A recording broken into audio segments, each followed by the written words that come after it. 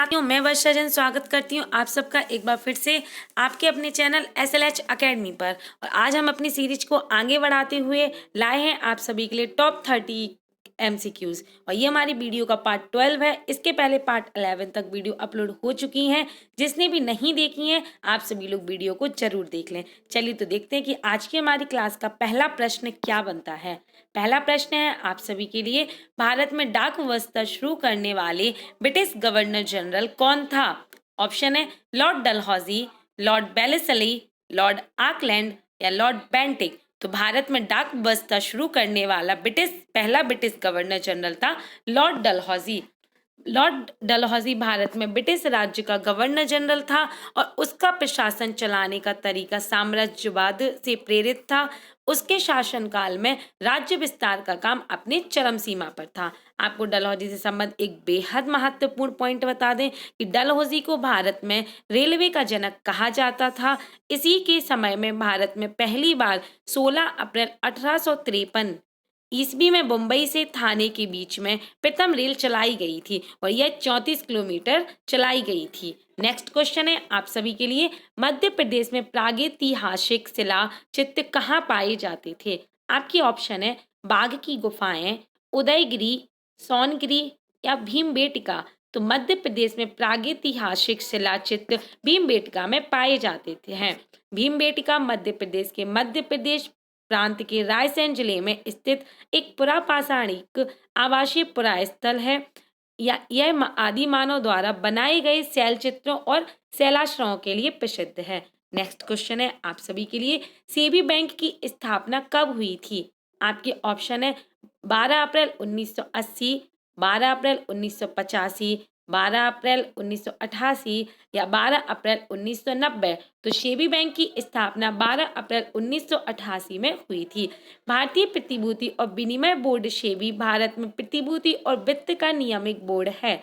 इसकी स्थापना 12 अप्रैल 1988 में हुई तथा सेबी अधिनियम 1992 के तहत वैधानिक मान्यता 30 जनवरी 1992 को प्राप्त हुई। तो आपको बता दें कि इसकी स्थापना तो 12 अप्रैल 1988 में हुई थी, लेकिन जब इसने वैधानिक मान्यता कब प्राप्त की तो आप याद रखें कि इनकी वैधानिक मान्यता 30 जनवरी 1992 में प्राप्त हुई थी। सेबी का मुख्यालय मुंबई में बांद्रा कुर्ला परिसर के व्यावसायिक जिले में स्थित है। आपको इसकी फुल फॉर्म हिंदी में तो पता चली गई कि भारतीय प्रतिभूति और विनिमय बोर्ड है, और इंग्लिश में भी बता दें कि securities and exchange board of India SEBI की फुल फॉर्म है। नेक्स्ट क्वेश्चन है आप सभी के लिए, उत्तर प्रदेश को पूर्व में किस नाम से जाना जाता था।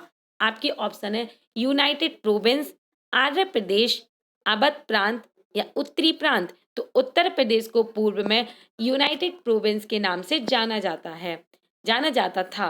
वर्तमान में उत्तर प्रदेश की राजधानी लखनऊ है तथा यह भारत का सर्वाधिक जनसंख्या वाला राज्य है। और आपको वर्तमान में बता दें कि यहाँ के CM योगी आदित्यनाथ जी हैं और यहाँ की गवर्नर आनंदीबेन पटेल हैं। नेक्स्ट क्वेश्चन है आप सभी के लिए, गांधी इरविन समझौता कब हुआ था। आपके ऑप्शन है 1931, 1928, 1930 या 1933। तो गांधी इरविन समझौता 1931 में हुआ था।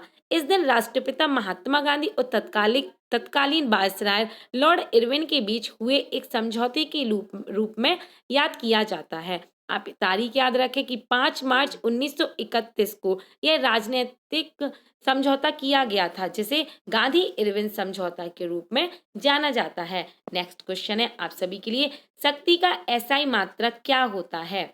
आपके ऑप्शन है न्यूटन, रेडियन, पास्कल या वाट। तो शक्ति का SI मात्रक है वाट। वाट को W से प्रदर्शित किया जाता है। नेक्स्ट क्वेश्चन है आप सभी के लिए, कौन सा राजवंश मध्य प्रदेश से संबंधित है। आपके ऑप्शन है कलचुरी, प्रतिहार, चालुक्य, काकतीय। तो इसका सही आंसर है कलचुरी मध्य प्रदेश से राज्य से संबंधित है।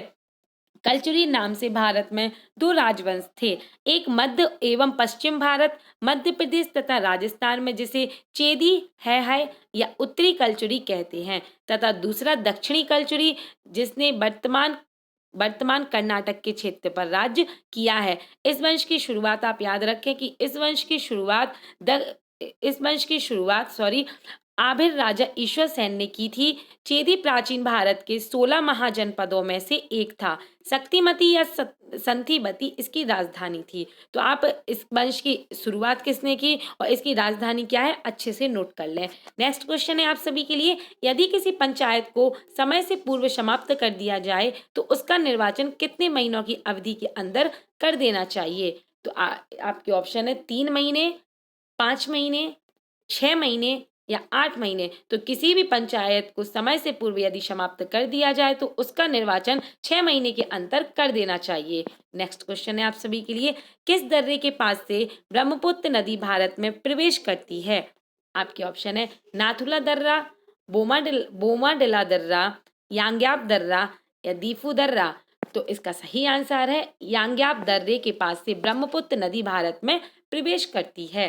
ब्रह्मपुत्र नदी भारत में अरुणाचल प्रदेश राज्य में प्रवेश करती है, जहां से दिहांग नाम से जाना जाता है। ब्रह्मपुत्र को तिब्बत में शांगपो और बांग्लादेश में जमुना नाम से जाना जाता है। और विश्व का सबसे बड़ा डेल्टा सुंदरवन डेल्टा का निर्माण गंगा नदी और ब्रह्मपुत्र नदी मिलकर करती हैं। तो दर्रा आप याद रखें कि यांग्याप दर्रे से ब्रह्मपुत्र नदी भारत में प्रवेश करती है। नेक्स्ट क्वेश्चन है आप सभी के लिए, राज्य के नीति निर्देशक तथ्यों को कहाँ से लिया गया है? आपके ऑप्शन है कनाडा के संविधान से, आयरलैंड के संविधान से, ब्रिटिश के संविधान से या अमेरिका के संविधान से। तो राज्य के नीति निर्देशक तथ्यों को आयरलैंड के संविधान से लिया गया है। भारतीय संविधान में नीति निर्देशक तत्वों को आयरलैंड के संविधान से लिया गया है और भारत के संविधान के भाग 4 के अनुच्छेद 36 से 51 तक इसका उपबंध किया गया है। तो दोस्तों आप ये 2 पॉइंट याद रखें कि यह भाग 4 में और अनुच्छेद 36 से 51 तक इसका वर्णन किया जाता है। नेक्स्ट क्वेश्चन है आप सभी के लिए, किस राज्य के हापुस आम को जीआई टैग प्रदान किया गया है? आपके ऑप्शन है गुजरात, आंध्र प्रदेश, बिहार या महाराष्ट्र। तो महाराष्ट्र राज्य के हापुस आम को जीआई टैग प्रदान किया गया है। नेक्स्ट क्वेश्चन है आप सभी के लिए, संविधान में समानता, स्वतंत्रता और बंधुत्व का सिद्धांत कहाँ से लिया गया है? आपके ऑप्शन है अमेरिका, फ्रांस, सोवियत संघ या कनाडा। तो संविधान में समानता, स्वतंत्रता और बंधुत्व का सिद्धांत फ्रांस से लिया गया है तथा संविधान की प्रस्तावना में इसका प्रावधान किया गया है। नेक्स्ट क्वेश्चन है आप सभी के लिए, उत्तर प्रदेश राज्य एक्ट पर गवर्नर जनरल द्वारा कब हस्ताक्षर किए गए हैं? आपके ऑप्शन है 7 दिसंबर 1947, 10 मार्च 1948, 7 जनवरी 1947 या 19 दिसंबर 1948। तो उत्तर प्रदेश राज्य एक्ट पर गवर्नर जनरल द्वारा 7 दिसंबर 1947 को हस्ताक्षर किए गए थे। नेक्स्ट क्वेश्चन है आप सभी के लिए, सूर्य और पृथ्वी के बीच चंद्रमा कब आता है? आपके ऑप्शन है सूर्य ग्रहण, चंद्र ग्रहण, नक्षत्र के दिन या पूर्णिमा के दिन। तो सूर्य और पृथ्वी के बीच चंद्रमा सूर्य ग्रहण के समय आता है।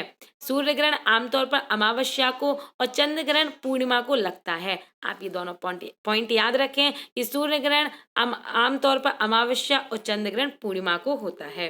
नेक्स्ट क्वेश्चन है आप सभी के लिए, इब्न बतूता नामक यात्री किसके शासनकाल में भारत आया था?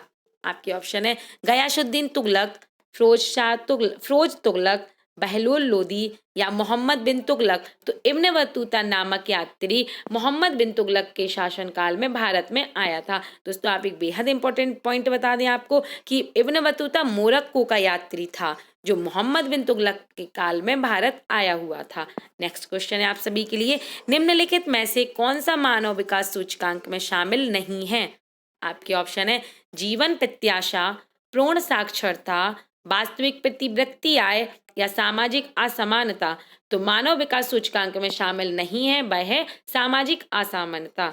नेक्स्ट क्वेश्चन है आप सभी के लिए, दक्षिण अफ्रीका में कौन सा मरुस्थल स्थित है? आपके ऑप्शन है सहारा मरुस्थल, कालाहारी मरुस्थल, यह दोनों या इनमें से कोई भी नहीं। तो दक्षिण अफ्रीका में कालाहारी मरुस्थल स्थित है।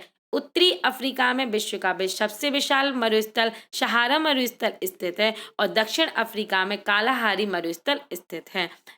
दोस्तों आप याद रखें कि भारत में थार मरुस्थल स्थित है जो राजस्थान में है। नेक्स्ट क्वेश्चन है आप सभी के लिए, वर्तमान समय में देश में किस प्रकार की बेरोजगारी की समस्या बहुत गंभीर समस्या बनी हुई है?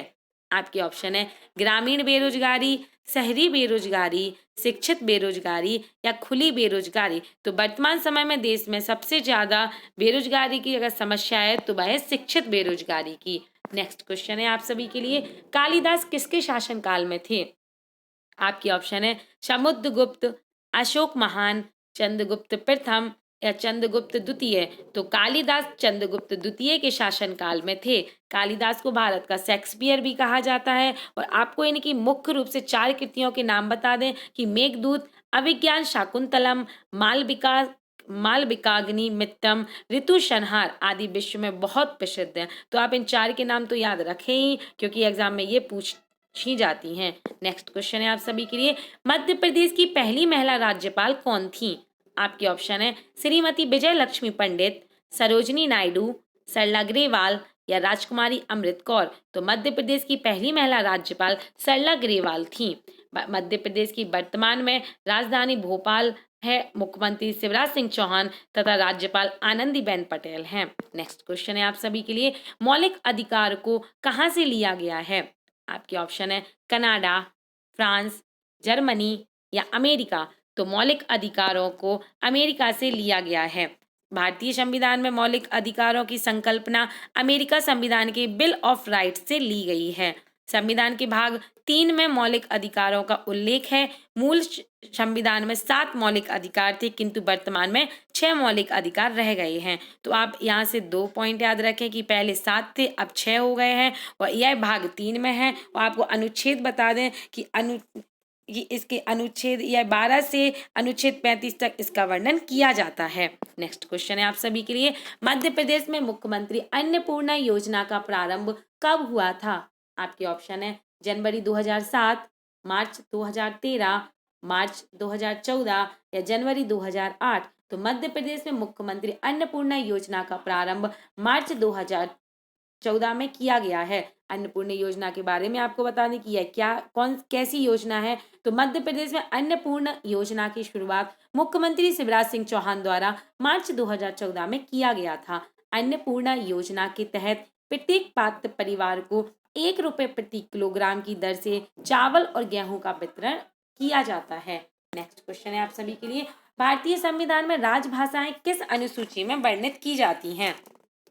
आपके ऑप्शन है अनुसूची 5, अनुसूची 6, अनुसूची 7 या अनुसूची 8। तो आपको बता दें कि भारतीय संविधान में राजभाषाएं अनुसूची 8 में वर्णित की जाती हैं। भारतीय संविधान की 8वीं अनुसूची में 22 भाषाएं वर्णित हैं। इसमें मूल रूप से 14 भाषाएं वर्णित थी। वर्ष 2003 में मैथिली, डोगरी, बोडो और संथाली भाषाओं को 8वीं अनुसूची में जोड़ा गया था। तो दोस्तों आप याद रखें कि पहले इनकी संख्या 14 थी, लेकिन 2003 के बाद इनकी संख्या 22 हो गई है और यह 92वें संविधान संशोधन के अंतर्गत इनकी संख्या कितनी का 14 से 22 कर दी गई है। नेक्स्ट क्वेश्चन है आप सभी के लिए, निम्नलिखित में से कौन सी लिपियां अशोक अभिलेखों में प्रयुक्त हुई हैं? आपके ऑप्शन है option first Devanagari, Aramaic, Brahmi एवं खरोष्टी। ऑप्शन सेकंड ब्राह्मी, खरोष्टी एवं Aramaic. Option third Kharoshthi, Brahmi, Greek एवं Sharada. Option fourth Brahmi, Kharoshthi, Greek एवं देवनागरी। तो अशोक की अभिलेखों की जो लिपियों में प्रयुक्त की गई हैं वह हैं ब्राह्मी, खरोष्टी एवं अरामाइक। अशोक के अभिलेख राज्यादेश के रूप में जारी किए जाते हैं। अधिकांश अभिलेख प्राकृतिक भाषा तथा ब्राह्मी लिपि में हैं, जबकि अफगानिस्तान से प्राप्त अभिलेख अरामाइक तथा ग्रीक दोनों लिपियों में हैं। नेक्स्ट क्वेश्चन है आप सभी के लिए, भारत में ग्रामीण क्षेत्रों में कौन सी बेरोजगारी सर्वाधिक पाई जाती है? आपके ऑप्शन है मौसमी बेरोजगारी, आदर्श बेरोजगारी, उपर्युक्त दोनों या इनमें से कोई भी नहीं। तो भारत में ग्रामीण क्षेत्रों में सबसे ज्यादा उपर्युक्त दोनों बेरोजगारी पाई जाती हैं। आपको कौन कौन सी की मौसमी बेरोजगारी और आदर्श बेरोजगारी पाई जाती है। नेक्स्ट क्वेश्चन है आप सभी के लिए, सूर्य भूमध्य रेखा पर ऊर्ध्वाधर कब चमकता है? आपके ऑप्शन है पूरे 2 वर्ष, 6 माह, वर्ष में 2 बार या वर्ष में 1 बार। तो सूर्य भूमध्य रेखा पर ऊर्ध्वाकार वर्ष में 2 बार चमकता है। नेक्स्ट क्वेश्चन है आप सभी के लिए, इनमें से कौन सा कथन सत्य नहीं है? आपके ऑप्शन है पहला रीवा मध्य प्रदेश की राजधानी थी, ग्वालियर मध्य प्रदेश की राजधानी थी, जबलपुर महाकौशल की राजधानी थी या भोपाल चोल वंश की राजधानी थी? तो इसमें से जो कथन सही नहीं है वह भोपाल चोल वंश की राजधानी थी। भोपाल की स्थापना परमार राजा भोज ने 1000 से 1055 ईस्वी में की थी। उनके राज्य की राजधानी धार थी, जो अब मध्य प्रदेश का एक जिला है। शहर का पूर्व नाम भोजपाल था, जो भोज और पाल की संधि से बना था। नेक्स्ट क्वेश्चन है आप सभी के लिए, विषुवत रेखा पर गुरुत्व के कारण त्वरण पर क्या प्रभाव पड़ता है? आपके ऑप्शन है, ध्रुवों पर त्वरण की अपेक्षा कम है, ध्रुवों पर त्वरण की अपेक्षा अधिक है, ध्रुवों पर त्वरण के बराबर है या पृथ्वी के अभिकेंद्रित त्वरण पर निर्भर नहीं करती है। तो विषुवत रेखा पर गुरुत्वाकर्षण के कारण ध्रुवों पर त्वरण की अपेक्षा कम है। नेक्स्ट क्वेश्चन है आप सभी के लिए, संविधान में न्यायपालिका की न्यायिक पुनरावलोकन की शक्ति कहाँ से ली गई है? आपके ऑप्शन है, अमेरिका, ब्रिटेन, फ्रांस या आयरलैंड।